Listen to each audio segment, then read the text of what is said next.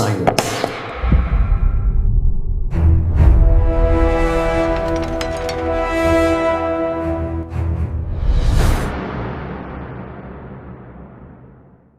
வார்த்தையே வெல்லும். இந்த கடந்த 2 எபிசோடில் சில விஷயங்கள் நம்ம பார்த்துக்கிட்டே வந்தோம். விதவைகளுக்கு, கைம்பெண்களுக்கு இந்தியாவில் நடந்த கொடுமைகள், உலகளாவிய காரியங்கள், அது எப்படி தடுத்து நிறுத்தப்பட்டதுங்கிற வரைக்கும் பார்த்தோம். அப்படி தடுத்து நிறுத்ததோடு நிறுத்திட்டோம்னா அவங்களுக்கு அடுத்து என்ன செய்யணும், அதான ரொம்ப இம்பார்ட்டன்ட். அதாவது ஒரு பிரச்சனையிலேருந்து கொண்டு வந்துட்டோம் வெளியே, அடுத்து அவங்களுக்கு ஏதாவது செய்யணும். அப்படி இல்லைன்னா அது அடுத்து இன்னும் கொஞ்சம் பிரச்சனை தானே உருவாக்கும். ஒரு திருடர் திருந்திட்டார் அப்படின்னா திருப்பி அவர் அப்படியே விடக்கூடாது. அவருக்கு ஏதாவது ஒரு வேலை வாங்கி கொடுத்தா தான் அவர் அடுத்த திருட்டுக்கு போகாமல் இருப்பார்ல. அந்த மாதிரி இந்த விதவைகளுக்கு என்ன செய்யப்பட்டது கைம்பெண்களுக்கு அப்படிங்கிறத பற்றி சட்ட ரீதியாகவும் பிப்ளிக்கலாகவும் நம்ம பார்க்க போகிறோம். பிரைஸ் லார்ட்மா. Praise Lord. ரொம்ப சந்தோஷம். நீங்கள் அந்த போன எபிசோடில், அதுக்கு முந்தினதுக்கோட போன எபிசோடில் நிறைய இன்ஃபர்மேஷன்ஸ் நல்லா இருந்துச்சு. ரொம்ப சந்தோஷம். போன இதில் நம்ம இந்த கைம்பெண்களுக்கு ஏற்பட்டதான கொடுமைகள் எப்படி மிஷனரிகளால் தடுத்து நிறுத்தப்பட்டது, எப்படி சட்டம் கொண்டு வரப்பட்டதெல்லாம் பார்த்தோம். இப்போ இவர்களுக்கு, இப்படிப்பட்டவர்களுக்கு என்ன காரியங்கள் செய்யறாங்க, அதுக்கு அடுத்து சட்ட ரீதியா என்ன கொண்டு வரப்பட்டது? மறுவாழ்வு, விதவைகள் மறுவாழ்வு. ரீமேரேஜ். ஓகே. சோ இதுக்கு ஒரு ஆக்ட் இருக்கு, ஹிந்து விடோஸ் ரீமேரேஜ் ஆக்ட் அப்படின்னு ஒரு ஆக்ட் 1856ல கொண்டு வராங்க. அப்பல இருந்து தான் அது ரீமேரேஜ்க்கு ஒரு ஆக்ட் கொண்டு வர வேண்டியதா இருக்கு, பிகாஸ் ஆஃப் சதி okay and many illegal practices in India. So அதுல இருந்து ரீமேரேஜ் பண்றது ஒரு லாஃபுல்லா இருக்கு. இது எந்த இயர் வந்தது மாதிரி? 1856ல வருது ஹிந்து விடோ ரீமேரேஜ் ஆக்ட். அப்ப இந்த ஆக்ட் சுதந்திரத்துக்கு முன்னாடி வந்தது. ஆமா, ஆங்கிலேயர் காலத்துல கொண்டு வரப்பட்டது. பிரிட்டிஷ் ரூல்ஸ்ல கொண்டு. ஓகே, ரைட்மா. அந்த காலகட்டத்தில் ஏன் கொண்டு வராங்கன்னா, because of the illegal activities done in India. அது இந்த ஆக்டிவிட்டிஸ்னா சதி அண்ட் தென் விதவை இருப்புன்னு சொல்லிட்டு ஒரு இடத்துல பூட்டி வைக்கிறது, நம்ம போன எபிசோட்ல பேசுற மாதிரி. அதுக்கெல்லாம் ஒரு ரெஸ்ட்ரிக்ஷன் கொண்டு வர மாதிரி, women R free to marry again அப்படின்ற ஒரு லாவை கொண்டு வராங்க. ஸோ அவங்கள அந்த மாதிரி பூட்டி வைக்க கூடாதுன்னு சொல்லியாச்சு. அடுத்து அவங்களுக்கு என்ன செய்யணுங்கிறதையும் ஒரு சட்டப்படி கொண்டு வராங்க. ஆமா இல்லையா? அதுக்கு மறுமணம் பண்றதுக்கே சட்டம் கொடுக்க வேண்டியிருக்கு. ஆமா, ஏன்னா தட்ஸ் இல்லீகல் பிராக்டிசஸ்னால. இது இல்லீகல் பிராக்டிசஸ். சத்தியே அதனால. சத்தியில இல்லீகல் பிராக்டிசஸ். அது ஓகே. திருமணம் பண்றத இந்த சமுதாயம் ஒத்துக்குச்சா? ரெண்டாவது திருமணம் பண்றது கட்டாயம் கிடையாது. நம்ம லா கொண்டு வரலாம், as I said, mind set மாத்த முடியாது. ஓகே. ஸ்டில் சொசைட்டில ரீமேரேஜ் அது விமன் மேல் பண்ணிக்கலாம். ஓகே. விமன் பண்றது ஒரு இன்னுமே இப்போ நான் பாக்குறேன், எதுக்கு உனக்கு ரீமேரேஜ், குழந்தைகளை பாத்துக்கோ அப்படின்ற எண்ணங்கள் இன்னும் இருக்கு, சொல்லப்படுது. நான் பாக்குறேன் அந்த சொசைட்டி, அந்த ப்ரெஷர் பண்ணப்படுறாங்க. அவங்களே வாலண்டியரா எனக்கு கல்யாணமே வேண்டாம், இன்னொரு கல்யாணம் அப்படின்னு சொல்ற அளவுக்கு புஷ் பண்ணப்படுறாங்க. இவங்க ப்ரெஷர் கொடுத்துருவாங்க அவங்கள. ஆமா, குடும்பமே ப்ரெஷர் கொடுத்துரும். ஓகே. அதுவும் அதை நாசுக்கா ப்ரெஷர் கொடுப்பாங்க. இப்போ வரவன் எப்படி உன்னை பார்த்துப்பான்னு தெரியாது, இப்போ உன் பிள்ளையை எப்படி அவன் வளர்ப்பான்னு தெரியாது, எப்படின்னு சொல்லி சொல்லி அவங்க மைண்ட் செட்டாவே வேணாங்கிற இடத்துக்கு இல்லையா கொண்டு வருவாங்க. அப்போ அவங்களுடைய உணர்வுகளுக்கோ காரியங்களுக்கோ இங்கே எந்த விதமான மதிப்பும் கொடுக்கப்படுகிறது இல்லை. அதை பற்றி அவங்க யோசிக்கிறதும் இல்லை. ஓகே. ஆனால் சட்டம் இயற்றியாச்சு, சட்டம் கொடுக்கறது, சட்டம் கொடுக்குது. இப்ப ஃப்ரீ டு மேரி தான். இப்போ எல்லாரும் அது ரெண்டாவது திருமணம் பண்ணுறதுக்கு எந்த தடையுமே கிடையாது. உலகளாவிய இது இந்தியாவில் போட்ட சட்டம்னு சொல்றீங்க. உலகளாவிய இதை பத்தி ஏதாவது இருக்கா? ஏன்ஷியன் டேஸ்லயுமே சில நாகரிகங்கள் ரோமன், நான் சொன்ன மாதிரி பாப்புலேஷனுக்கு கொடுக்குறாங்க, நீ ரீமேரேஜ் பண்ணிக்கலான்னு. But many of the ancient லாஸ்ட்ல இட் இஸ் ரெஸ்ட்ரிக்டட். ஓகே. போன தடவை சொன்ன மாதிரி, அதே மாதிரி you have to be dependent on someone. அந்த டிபெண்டன்டான பர்சனாலிட்டி உங்களுக்கு மேரேஜ் பண்ணி வச்சா ஓகே. நீங்க யார் கூட டிபெண்டன்ட்டா இருக்கீங்களோ, நீங்க மேரேஜ் பண்ணாலும் யூ ஆர் டிபெண்டன்ட். ரீமேரேஜ் பண்றதுக்கு முன்னாடி விடோ ஆயிட்டீங்கனாலும் you have to be dependent on someone அப்படின்றது தான் நிறைய ஏன்ஷியன்ஸ் லாஸ் பீட்டடாவே சொல்லிட்டு வராங்க. எனக்கு தெரிஞ்சு நான் பார்த்த வரைக்குமா, நான் சின்ன வயசுல இருந்து பார்த்த வரைக்கும் நான் சொல்றேன், எனக்கு தெரிஞ்ச வரைக்கும் சொல்றேன், இரண்டாம் திருமணம் என்பது ஒரு தப்பான காரியமாகவே பார்க்கப்பட்டுச்சு அன்னைக்கெல்லாம். அவர் என்ன கல்யாணம் பண்ணிக்கிட்டாலாம் அப்படின்னு சொல்லுவாங்க. அந்த மாதிரி சில நேரங்களில் அது கணவரை இழந்த பிறகுன்றது வேற. நான் இப்போ கொஞ்சம் கிளாரிட்டி பண்ண விரும்புகிறேன். என்னென்ன, சிலர் ஒரு கணவரோட இருக்க முடியாமல், மனைவியோட இருக்க முடியாமல் வேறுட்டு டிவோர்ஸ் பண்ணிட்டு போகிற கிரேஸ் இருக்குது. அந்த கேஸை பற்றி நான் பேசவே இல்லை இதில். நான் அதுக்கு எதிர்ப்பான ஆள். நான் அதை ஒத்துக்க மாட்டேன். கணவன் இழந்த பிறகு அல்லது மனைவி இழந்த பிறகு, எப்படி ஒரு மனைவி இறந்துட்டா கணவனுக்கு திருமணம் பண்ணுறதுக்கான எல்லா உரிமையும் இருக்குது. 50 வயசு ஆனாலும் பண்ணிக்கிறாங்க. இப்போ 60 வயசு. இப்போ சமீபத்தில் ஒரு நியூஸ் படித்தேன், சைனாவில் ஒரு 70 வயசுக்காரர் என்னமோ திருமணம் பண்ணி குழந்தையெல்லாம் பிறந்திருக்கு அவருக்கு. அவர் சொல்லியிருக்காரு. அதை கொண்டாட்டமாக மீடியாக்கள்லாம் எடுத்து போடுது, எல்லாம் செய்கிறாங்க. ஆனால் இந்த காலத்தில் பெண்கள் 2வது திருமணம் பண்ணால் அதை பண்ணும்போதே இது அவருக்கு 2வது திருமணம் அப்படின்னு தான் போடுறாங்க இல்லையா? அப்படி இருக்கும்போது இந்த சட்டப்படி ஏற்றி கொடுக்குறாங்க, இந்த காரியங்கள்லாம் இருக்குது. இந்த 1850ஸ்ல வந்ததான இந்த சட்டத்துக்கும் ரோமன் லாங்கிறது ஒரு கிமு 60கள் 70களில் வந்ததான ஒரு லான்னு வச்சுக்கோங்களேன். ஆனால் நான் ரொம்ப பிரமிக்கத்தக்கதாக பார்த்தது, என் கண்ணுக்கு முன்னாடி நான் நிதர்சனமாக பார்த்தது இந்த நம்ம மக்களை பார்த்தேன். ஒரு 30-40 வருஷத்துக்கு முன்னாடி இவங்களை வந்து இந்த விதவை மறுமணத்துக்கான எந்த விதமான முன்னேற்பாடும் கிடையாது, செய்யவும் கூடாது. எனக்கு தெரிஞ்ச நிறைய பேர் அப்படியே வீட்டுக்குள்ளே முடங்கி கிடந்தவங்களா இருக்காங்க. வேலைக்கு கூட போவாங்க. அப்போல்லாம் சொல்லுவாங்க, ஒரு டைலாக் சொல்லுவாங்க, கணவனை இழந்தவளுக்கு இட்லி கடையும் டெய்லர் மிஷின் தான் தலையெழுத்தும்பாங்க. அந்த காலத்தில் இந்த ஒரு சொற்றொடர் இருக்கும், கணவனை இழந்தவளுக்கு இட்லி கடையும் டெய்லர் மிஷின் தான். என்னென்னு கேட்டால், ஒன்று அவங்க இட்லி கடை போட்டு பிழைக்கணும், இல்லைன்னா ஒரு டெய்லரிங் மிஷின் போட்டு தைக்கணும். இப்படித்தான் ஒரு வேற எந்த ஒர்க்கும் போகக்கூடாது, வீட்டுக்குள்ளேயே இருக்கணும், வீட்டுக்குள்ளே இருந்து அவங்க எதாவது செஞ்சுக்கணும், பொழைச்சிக்கணும், சாப்பிட்டுக்கணும். இப்படி தான் இருந்த ஒரு காலகட்டம் இருந்துச்சு. அப்படியே தங்கள் பிள்ளைகளை வளர்த்து செத்து போனவங்களாம் கூட இருக்கிறாங்க, எத்தனையோ பேர் இருக்கிறாங்க. ஆனால் இப்போ ஒரு காலகட்டத்துக்கு பிறகு 2வது திருமணம் செய்வதுங்கிறது கணவனை இழந்தவர்கள் 2வது திருமணம் செய்வது என்பது வரவேற்கப்படுகிறது. அது ஒரு பெருசாக பேசப்படலை, எல்லாம் செய்யப்படுது. எனக்கு ரொம்ப ஆச்சரியப்படுற ஒரு விஷயம் என்னன்னா, இந்த வேதகமம் வந்து எழுதப்பட்டு, புதிய ஏற்பாடு எழுதப்பட்டு 2000 வருஷம் ஆயிடுச்சு. பழைய ஏற்பாடு ஏறக்குறைய அதுக்கு முன்னாடி ஒரு 2000 வருஷம் இருக்கு. இந்த விதவை திருமணத்தை நீங்க பார்த்தீங்கன்னு சொன்னா, எந்த காலத்துல இருந்து வேதம் ஆதரிக்குதுன்னு கேட்டீங்கன்னா, தாமார் காலத்துல இருந்து ஆதரிக்குது வேதம், இல்லையா? யூதாவுடைய மருமகள் தாமார் காலத்துல இருந்து விதவை திருமணத்தை வந்து அங்கீகரிக்குது. அவர்கள் வந்து அந்த சொசைட்டில பண்ணி வைக்கிறத அவங்க சகஜமா வச்சிருந்தாங்க. இஸ்ரேல்ல அவங்க வந்து ஒரு சகஜமா வச்சு, ஒரு கணவனை இழந்துட்டா அவளுக்கு வந்து திருமணம் பண்ணி கொடுக்கணும், இன்னொருத்தருக்கு திருமணம் பண்ணி கொடுக்கணுங்கிறத வச்சிருக்காங்க. எனக்கு அதுலயும் பெரிய விஷயம் என்னன்னு கேட்டீங்கன்னா, இது நடக்கிறது எங்கன்னா யூதா வீட்டில் நடக்குது. தன் மருமகளுக்கு அவர் கல்யாணம் பண்ணி வைக்கிறார். ஒரு தகப்பன் வந்து தன் மகள் கைம்பெண் ஆயிட்டா, விதவை ஆயிட்டா, ஸோ அவளுக்கு ஒரு பண்ணி வைக்கலாம்னு நினைக்கிறது கூட ஒரு ஏற்றுக்கொள்ளக்கூடியதான ஒரு விஷயம் தான், ஏன்னா தன்னுடைய மக. ஆனால் மருமகளுக்கு பண்ணணும், அவள் அப்படி இருக்கக்கூடாது, இன்னொரு கல்யாணம். எவ்வளோ பெரியதான ஒரு அட்வான்ஸ்டு கல்ச்சரில் அவங்க வந்திருக்காங்க பாருங்களேன், இல்லையா?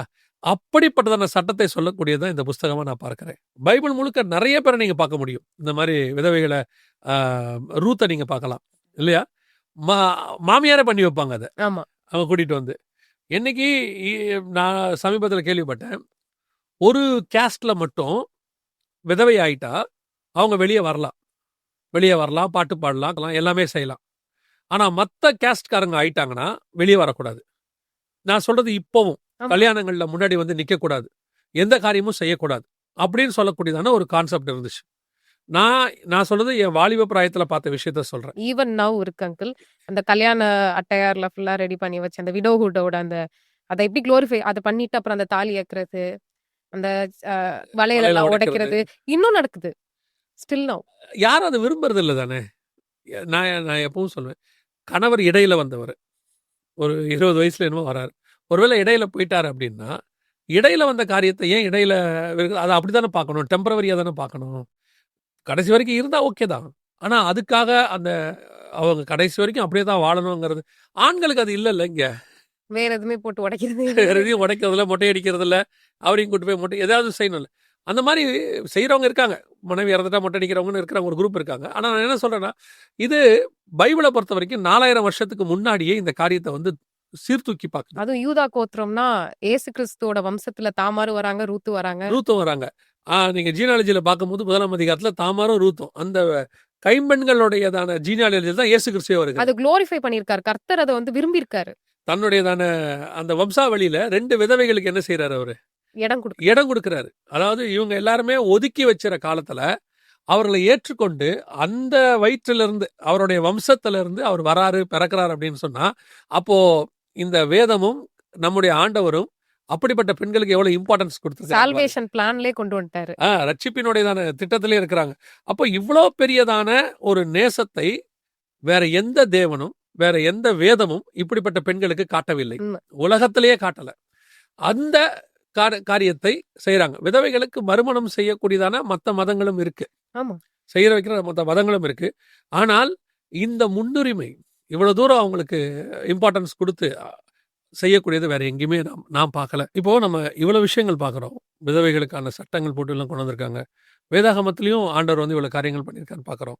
பைபிளில் சட்ட ரீதியாக ஆண்டவர் இவங்களுக்கு, இப்போ நம்ம வந்து ரூத்து பார்க்குறோம், எல்லாம் செய்கிறோம் இல்லையா, சட்ட ரீதியா இப்போ ஆண்டவர் என்ன சொல்லியிருக்கிறாருன்னு வேதத்துல நம்ம பார்க்க முடியுமா? பார்க்கலாம் அங்கிள். இப்போ நம்ம வந்து விடோக்காகவே காட் வந்து பயங்கரமா அட்வொகேட் பண்ணியிருக்காரு. ஓகே. எக்ஸோடஸ் 22:22ல யாத்ராகமம் 22, 22. ஆ. பாத்தீங்கன்னா அவங்கள அஃப்ளிக்டே பண்ணக்கூடாது. அது வந்து குலை குற்றமா மாறுது. Orphan and widows. அந்த வசனத்தை நான் வாசிக்கிறேன். விதவையையும் திக்கற்ற பிள்ளைகளையும் ஒடுக்காமல் இருப்பீர்களாக. அவர்களை எவ்வளவாகிலும் ஒடுக்கும்போது அவர்கள் என்னை நோக்கி முறையிட்டால் அவர்கள் முறையிடுதலை நான் நிச்சயம் கேட்டு கோபம் உண்டவராகி உங்களை பட்டயத்தால் கொலை செய்வேன். உங்கள் மனைவிகள் விதவைகளும் உங்கள் பிள்ளைகள் திக்கற்ற பிள்ளைகளும் ஆமார்கள். ஆண்டவர் என்ன சொல்றாருன்னா, விதவைகளை ஒடுக்கவே கூடாதுங்கிறாரு. இல்ல, இது வந்து மோசேக்கு யாத்ராகமத்துல கர்த்தர் இஸ்ரவேலருக்கும் நியாயப்பிரமாணத்துல எழுதி கொடுத்தது இல்லையா? அப்படி இருக்கும்போது இதுக்கு அப்புறம் தான் இவங்க எல்லாம் இவ்வளவு கொடுமைப்படுத்திருக்கிறாங்க எல்லா நாடுகள்லையும் விதவைகளை. அப்ப இவங்களுக்கு இந்த வசனத்தின்படி பார்த்தோம்னா இவங்களுக்கும் அதே தண்டனை உண்டு தானே? எல்லாம் எவ்வளவு அழகா எழுதுறாரு பாருங்களேன். ஒடுக்காமல் இருப்பீர்களாக. இங்கிலீஷ்ல என்ன இருக்காது? அஃப்ளிக்ட் பண்ணக்கூடாது. You shall not afflict any widows or orphan. ஏன்னா ஒரு கருசனையோட அணுகிற ஒரு முறை இல்லை அது. நீங்க அப்படி ஏதாவது பண்ணீங்கன்னா நான் உங்களை அதே மாதிரி ஆக்கி விட்டுருவேன் அப்படிங்கிறாரு. இப்போ இது நியாயப்பிரமாணம். நியாயப்பிரமாணத்தில் அப்படி சொல்லப்பட்டிருக்கு. ஓகே, எனக்கு இதுவே இன்னும் எனக்கு பிரமிப்பாக தான் இருக்குது. ஏன்னா இந்த வசனங்கள்லாம் பார்க்கும்போது ஒரு வனாந்தரத்தில் அவங்க சுற்றிக்கிட்டு இருக்கிறாங்க. அந்த காலகட்டத்தில் எவ்வளோ நான் ஒரு விஷயத்த சொல்லணும்னு நினச்சேன். நான் அப்போ பேசும்போது கூட பேசிகிட்டு இருந்தோம். பொதுவாக சட்டங்கள் வந்து ஒரு பிரச்சனையோ ஒரு காரியமோ வந்த பிறகு ஏற்றப்படும் இல்லையா? ஒரு ஆக்சிடென்ட் நடக்குதுன்னா அந்த இடத்துல ஒரு ஸ்பீட் பிரேக்கர் போடுவாங்க. ஒரு பிரச்சனை அதிகமாக எனக்கு ஞாபகம் இருக்குது. குழந்தைகளுக்கான ஒரு ஸ்கூலில் தீப்பிடிச்சு எரிஞ்சிருச்சு. ஸோ அந்த ஸ்கூலில் வந்து அந்த பிள்ளைகளை தப்பிச்சு போகிறதுக்கு வழி இல்லாமல் இருந்தது. ஃபயர் எக்ஸிட் இல்லை. அதுக்கப்புறம் ஒரு வரைமுறையை போட்டு எல்லா ஸ்கூல்ஸ்லையும் இப்படி ஃபயர் எக்ஸிட் இருக்கணும். இதெல்லாமே நடந்த பிறகு கொண்டு வரக்கூடிய. ஆனால் இன்னும் இவங்க ஒரு நாடாவே ஃபார்ம் ஆகலை. இந்த யாத்திராகம் எழுதும்போது இவங்க நாடாவே ஃபார்ம் ஆகலை. ஃபார்ம் ஆகிறதுக்கு முன்னாடியே ஆண்டவர் எல்லா சட்டத்தையும் எழுதி கொடுத்துட்றாரு. பர்ஃபெக்டாக எழுதி கொடுத்துட்றாரு. இந்தியா சுதந்திரம் அடையும் பொழுது ஒரு சட்டத்தை அதுக்கப்புறம் தான் நம்ம எழுதணும். 1947 அதுக்கப்புறம் தான் கான்ஸ்டியூஷன் எழுதப்படுது இல்லையா? 1950s. ஆனா இங்க நாடு ஃபார்ம் ஆகிறதுக்கு முன்னாடியே அவங்களுக்கு, ஏன்னா அவங்க இன்னும் சொந்த நாட்டுக்கு அவங்க போகல, வனாந்தரத்துல இருக்கும் போதே. அப்பனா எவ்வளவு ஒரு அட்வான்ஸ்டு தாட் திங்கிங். நான் கூட கேள்விப்பட்டிருக்கேன். நம்ம இந்தியன் கான்ஸ்டியூஷனுக்கு பேஸாக வந்து பிரிட்டிஷ் லாவை வச்சுட்டு தான் எழுதுறாங்க. நிறைய லாஸ்ல இருந்து நம்ம அமெரிக்கன் கொஞ்சம் அந்த ஐடியாலஜி எடுத்து தான் நம்ம ஃபார்ம் பண்ணல. ஆனா இங்க பாத்தீங்கன்னா இது பியூர்லி எதுல இருந்துமே எடுக்காத சட்டம். ஹெவன் வந்து இங்க கொடுக்கக்கூடியதான ஒரு லாவாக, டிவைன் லா, அதை கொண்டு வந்து கொடுக்குறாங்க. ஸோ இப்போ பழைய ஏற்பாட்டுல இப்படிப்பட்டதான ஒரு காரியத்தை நம்ம பார்க்க முடியுது. புதிய ஏற்பாட்டுலமா ஏன்னா இப்போ ஒரு குரூப் என்ன சொல்லிட்டு இருக்குன்னா அது நியாயப்பிரமாணங்க, நியாயப்பிரமாணத்துல தான் அப்படி இருக்கு. புதிய ஏற்பாட்டுல கல்யாணமே பண்ணக்கூடாது இருக்காங்க, ஒரு குரூப் இருக்காங்க. கல்யாணமே பண்ணக்கூடாதுன்னு ஒரு குரூப் இருக்கு. இன்னொரு குரூப் இருக்கு, கல்யாணம் பண்ணி ஒரு கணவன் இறந்துட்டா அவரு அப்படியே தான் இருக்கணும் அப்படின்னு. அந்த வசனம் சொல்லுங்களேன். 1 கொரிந்தியர் 7:38ல 1 கொரிந்தியர் 7:38 she is free to marry அப்படின்னு பவுல் அழகா சொல்றாரு. இங்க 38:39 இருக்கு தமிழ்ல. மனைவியானவள் தன் புருஷன் உயிரோடு இருக்கும் காலமும் பிரமாணத்துக்கு கட்டப்பட்டிருக்கிறாள். தன் புருஷன் மரித்த பின்பு தனக்கு இஷ்டமானவனையும் கர்த்தருக்கு உட்பட்டவனமாய் இருக்கிற எவனையாகிலும் விவாகம் பண்ணிக்கொள்ள விடுதலையாயிருக்கிறார். Super, perfect. 2000 இயர்ஸ்க்கு முன்னாடி இல்ல, நம்ம 1850ஸ்ல தானே அந்த லாவை பத்தி பார்த்தோம் இல்லையா, ரீமேரேஜ் ஆக்ட் பத்தி. அப்ப இங்க வந்து 2000 வருஷத்துக்கு முன்னாடி பைபிள் சொல்லுது, மனைவியானவள் கணவன் இறந்துட்டானா மரித்த பின்பு, எவ்வளவு ஒரு அட்வான்ஸ்ட் காரியம் பாருங்களேன். செகண்ட் மேரேஜ் பண்றதுக்கு she is free. மேல் பத்தி சொல்ல, ஃபீமேல் பத்தி சொல்லி, ஃபீமேல் பத்தி அதான் இதுதான் ரொம்ப. ஏன்னா மேல் பத்தி எல்லா காலகட்டத்திலயும் லாவே தேவையில்லை, அவங்க அப்படிதான் இருப்பாங்க இல்ல. இங்க ஃபீமேலுக்குன்னு தனியா ஒரு லா போட்டு அவங்க வந்து கல்யாணம் பண்ணிக்கலாம் அப்படின்னு சொல்லிட்டு அடுத்த வசனத்துல உடனே இவங்க எடுத்துப்பாங்க. ஆகிலும் என்னுடைய அபிப்பிராயத்தின்படி அவள் அப்படியே இருந்து விட்டால் பாக்கியவதியா இருப்பாள், என்னிடத்திலும் தேவனுடைய ஆவி. அவர் என்ன சொல்றாருன்னா, ஒருவேளை முடியும்னா அது பர்சனல் ப்ரெஃபரன்ஸ். ஈவன் அவர் மேரேஜுக்கு அப்படிதான் அட்வொகேட் பண்றாரு. உனக்கு பிடிச்சா யூ கேன் பி சிங்கிள் அப்படின்னு தான் அவர் சொல்றாரு. ஆமா, பிகாஸ் இட்ஸ் அவரோட அபிப்பிராயத்தை அவர் வெளிக்காட்டுறாரு. இப்போ இயேசு கிறிஸ்துவே என்ன சொல்றாருன்னு அதை பத்தி சொல்லும்போது, தேவனுக்காக தன்னை அன்னகரலாக்கி கொண்டவர்களும் உண்டு, ஆனாலும் வரம் பெற்றவர்கள் தான் அப்படி இருக்க முடியும். அந்த காலிங் ஒன்று இருக்கணும். அப்படி இருக்கிறதுக்கு அவங்க ஒப்பு கொடுக்கணும். இன்னைக்கு நிறைய பேர் நான் பார்த்துருக்கிறேன், டினாமினேஷன் சொல்லுதுன்னு சொல்லிட்டு கஷ்டப்பட்டுக்கிட்டு உள்ளுக்குள்ள அவர் தெளிவாக எழுதுறாரு, வேவுவதை பார்க்கலாம் விவாகம் பண்ணுவது நலம்னு எழுதுறாரு. ஆனால் டினாமினேஷன் சொல்லுதுன்னு சொல்லிட்டு கஷ்டப்பட்டுக்கிட்டு ஒரு காலகட்டத்தில் உடச்சிக்கிட்டு வெளியே வருவாங்க, வந்து கல்யாணம்லாம் பண்ணுவாங்க. அதுக்கு ஃபீல் ஃப்ரீ. எனக்கு அது நம்ம ஆண்டவர்கிட்ட பிடிச்ச ஒரு விஷயத்தில் ஒன்று என்ன அப்படின்னா, நாம் நாங்கள் இந்த ஸ்பிரிச்சுவல் சயின்ஸ்னு ஒரு ப்ரோக்ராமில் பேசுகிறோம். சுயாட்சி பற்றி ஆமா. நம்ம அப்சல்யூட் ஓனர்ஷிப். அப்சல்யூட் அந்த வேர்டு வந்து ரொம்ப அழகா இருக்கு. முழு சுயாதீனத்தை கத்த நமக்கு கொடுத்து வச்சிருக்கிறார். ஃப்ரீ வில் இல்லையா? அவர் சொல்லும் போது ரூபன் பத்ர் அழகா ஒரு வார்த்தை சொல்வாரு, நம்ம உயிரை நம்மளே எடுக்கிற அளவுக்கு கூட அதுங்க அதிகாரம் இருக்கான். அந்த எபிசோட் வாஸ் ரியலி ரொம்ப இன்ட்ரெஸ்டிங்கா இருந்தது கேட்கறதுக்கு. ஸோ அப்படி அவ்வளோ ஒரு தேவன் வந்து நமக்கு அதிகாரம் கொடுக்கும்போது ஒரு சின்ன விஷயம் இது. மனிதன் தனிமையாக இருப்பது நல்லதல்லன்னு சொன்ன ஆண்டவர், ஆண் வந்து தனிமையாக இருப்பது நல்லதல்ல, பெண் தனிமையாக தான் இருக்கணும்னு ஒரு இடத்துலையும் சொல்லவே இல்லை. ஸோ இந்த இடத்துல விடுதலையாக்கப்பட்டிருக்கிறாள்னு இருக்கு. அவர் விடுதலையாக இருக்கிறாள். அப்படி இருக்கும் பொழுது இவங்க எல்லாரும் ஒரு ஒரு ஒரு கூட்டத்தை கல்யாணம் பண்ணக்கூடாது, கணவன் செத்துட்டா அப்படின்னு சொல்லி ஒரு குரூப் இருக்கு. கல்யாணம் அவள் அப்படியே தான் இருக்கணும்னு இன்னொரு குரூப்பு. கல்யாணம் பண்ணாலும் அதுக்கெல்லாம் ஒரு ரெஸ்ட்ரிக்ஷன் இருக்கு. இப்படி தான் பண்ணணும், எந்நேரம் தான் பண்ணணும், நாங்கள் சொல்கிற ஆள் தான் பண்ணணும், பண்ணி எங்கள் கூட தான் இருக்கணும் அப்படின்னு சொல்கிற குரூப்பும் இருக்கு. இதையெல்லாம் தாண்டி 2000 வருஷத்துக்கு முன்னாடி ஆண்டவர் நமக்கு ரொம்ப தெளிவாக விளக்கமாக சில நேரத்தில் ஆண்டவர் ஓமையாக பேசுவார். இதை ஓமையாக கூட பேசல, டைரக்டா ஒரு இடத்துல யோவான் சொல்வார், இப்பொழுது நீர் எங்களுக்கு வெளியரங்கமாய் பேசுகிறீர் அப்படின்னு. இந்த வசனத்தில் ஆண்டவர் ரொம்ப வெளியரங்கமாக பேசியிருக்கிறாரு. ரொம்ப சந்தோஷம். இந்த வாரம் நாம் பார்த்த இந்த ரீமேரேஜ், மறுமணம், ரொம்ப சட்டப்படி பழைய ஏற்பாட்டிலையும் சரி புதிய ஏற்பாட்டிலையும் சரி ஆண்டவர் ரொம்ப அழகாக பேசியிருக்கிறாரு. சில வேதங்கள் கொடுக்காததை, மனிதர்கள் கொடுக்காததை, ஏன் சில அரசாங்கங்கள் கொடுக்காததை கூட 2000 வருஷத்துக்கு முன்னாடி 4000 வருஷத்துக்கு முன்னாடி கர்த்தர் சொல்வதற்கு வல்லமை உள்ளவராக இருந்திருக்கிறார். இந்த எபிசோட் வழியாக நான் உங்களுக்கு சொல்ல விரும்புகிறது என்ன அப்படின்னு கேட்டிங்கன்னா, நம்முடைய ஆண்டவர் நமக்காகவே எல்லாத்தையும் எழுதியிருக்கிறார். இந்த சட்டம் கூட யாருக்காகன்னு கேட்டிங்கன்னா, அவர் இஷ்டப்படி எழுதி நம்ம அதை ஃபாலோ பண்ணணும் கட்டாயப்படுத்துறதுக்காக இல்லை, நம்ம பாவம் செய்யாமல் சந்தோஷமாக வாழ்றதுக்காக. அதில் ஒரு சட்டம் தான் பார்க்குறோம், மீண்டும் மறுமணம் செய்து கொள்வது. 2வது திருமணத்திற்கு ஆண்டவர் அனுமதி கொடுத்துருக்கிறார், விதவை மறுமணம் அப்படின்றது. இன்றைக்கும் நிறைய பேர் அநேகர் இந்த மாதிரி பிரச்சனைகள் இருக்கிறீங்கன்னு எனக்கு தெரியுது. ஆனால் இதுலேயும் ஒரு வார்த்தையை அழகாக பவுல் சேர்த்து எழுதுறாரு. என்ன எழுதுறாருன்னா, இஷ்டமானவனை திருமணம் பண்ணிக்கலாம், ஆனால் அதுக்கு ஒரு கமா போடுறாரு. என்ன அப்படின்னு கேட்டிங்கன்னா, அவன் கர்த்தருக்கு உட்பட்டவனாக இருக்கிற எவனையாகிலும். பிள்ளைகள் வந்து பெற்றோருக்கு பயப்படும் போது கூட ஆண்டவர் அழகாக சொல்வார் அந்த இடத்துல, பிள்ளைகளே உங்கள் பெற்றோருக்கு கர்த்தருக்குள் கீழ்ப்படியுங்கள். Spirituality is very important. திருமணம் பண்ணணுங்கிறது உங்களை யாரும் இங்கே தடுக்கலை, பண்ணாமல் இருந்தால் நலமாக இருக்குங்கிறது அது உங்களுடைய தனிப்பட்ட கருத்து. நீங்கள் இல்லை நான் இப்படியே இருக்கிறேன். ஏன்னா நிறைய பேர் இருக்கிறாங்க, முதல் கணவன்கிட்ட ரொம்ப கொடுமையை அனுபவிச்சு, கஷ்டத்தை அனுபவிச்சு, ஐயோ இனிமேட்டு கல்யாணமே வேணாண்டா, ஆண் வர்க்கமே எனக்கு வேணான்னு சொல்லி இருக்கிறவங்க இருக்காங்க. அது அவங்களுடைய நிலைப்பாடு, நம்ம இங்கே சொல்லலை. ஆனால் திருமணம் பண்ணணும் அப்படின்னு உங்களுக்கு இருந்தால், நல்ல கர்த்தருக்கு உட்பட்ட விசுவாச வளர்ந்த நல்ல ஆவிக்குள்ளே இருக்கக்கூடிய ஒரு நல்ல திருமணம் 2வது திருமணம் பண்ணுறதை இங்கே வேதம் நமக்கு எதிர்ப்பே இல்லை. யாரும் உங்களை முடக்கி வைக்க முடியாது. சிலர்லாம் பைபிளை காட்டி உங்களை பயமுறுத்துவாங்க. வசனத்தில் இப்படி இருந்தால் தான் பரலோகத்தில், இன்னும் கொஞ்சம் பேர்லாம் சொல்கிறாங்க, திருமணம் ஆகாதவங்களுக்கு பரலோகத்தில் ஸ்பெஷல் கேட்டகரி இருக்குது, சியோன் மலை மேலே தனிப்பட்ட முறையில் இருப்பாங்க அப்படின்னு. அந்த இடத்துல கற்புள்ளவர்கள்னு ஒரு வேர்டு யூஸ் பண்ணுறார் ஆண்டவர். ஸ்திரீகளை கரைப்படாதவர்களும் அப்படின்னு இருக்கு, கற்புள்ளவர்களும் இருக்கு சியோன் மலையில். இந்த கற்புங்கிறத அவங்க எப்படி ஃபேஸ் பண்ணுறாங்கன்னா, கல்யாணம் ஆகாதவங்கள ஜென்ரல் டேர்மில், அதாவது அப்போ கல்யாணம் ஆனவங்களுக்குலாம் கற்பு போயிடுச்சுன்னு அர்த்தமா? நம்ம தமிழ் கணக்கின்படி இல்லை பைபிள் கணக்கின்படி கல்யாணமாகி ஒழுக்கமாக இருக்கிறவங்களுக்கு பேர் தான் கற்பு கரசி. கல்யாணம் ஆகாதவங்களுக்கு கற்பு கரசின்னு அர்த்தம் இல்லை, கல்யாணம் ஆகி ஒரே கணவனோடு கூட. அதைத்தான் இவர் எழுதுறாரு, பவுல் எழுதுறாரு, உங்களை ஒரே புருஷனுக்கு அப்படின்னு சொல்லி கற்புள்ள கன்னிகை. இதை மிஸ்இன்டர்பிரேட் பண்ணக்கூடிய ஒரு குரூப் இருக்குது. உங்களுக்கு கர்த்தர் உங்களை உணர்த்துவாரானால், உங்களுக்கு இருக்குவானால், இப்படிப்பட்ட காரியங்களுக்கு நீங்கள் விடுதலையாக இருக்கிறீர்கள். வேதம் உங்களை போதிக்கிறது, அநேக காரியங்களை சொல்லுகிறது. இந்த வேதம் எப்பொழுதுமே நமது நன்மைக்காக எழுதப்பட்டிருக்கிறது. அப்படி முடங்கி இருக்கிற சகோதரிகள், கண்ணீர் வடிக்கிறவங்க, ஆண்டவர் உங்களுக்கு ஆறுதலாக இருக்கிறார், ஆதலான வார்த்தைகளை சொல்லுகிறார். கர்த்தர் உங்களோடு கூட இருக்கிறார். ஜெபம் பண்ணுறோம், நாங்களும் உங்களுக்காக ஜெபம் பண்ணுறோம். கர்த்தருக்கு சித்தமானால் இன்னொரு எபிசோடு வழியாக உங்களை சந்திக்கிறோம். வரைக்கும் தாமதிக்குமானால் ரொம்ப தேங்க்ஸ்மா, இன்னைக்கு வந்து இந்த காரியங்கள் சொன்னது. God bless you.